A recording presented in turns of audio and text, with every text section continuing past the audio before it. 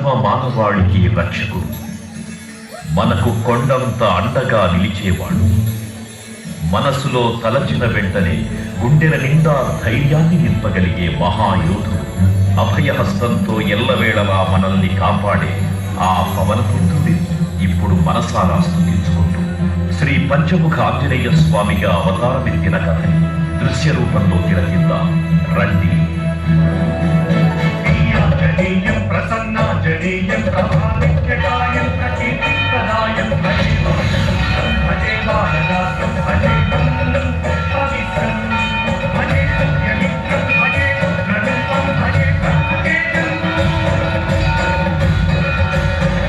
రామాయణ మహాయుద్ధం భీకరంగా సాగుతోన్న తరుణం. శ్రీరామచంద్రుని సారథ్యంలో వానర సైన్యంతో విజృంభిస్తూ లక్ష్మణస్వామి తనతో పోరాటం చేస్తున్న రావణుడి కుమారుడు ఇంద్రజిత్ తలని బాణంతో ఒక్క వేటుతో వేరు చేశాడు.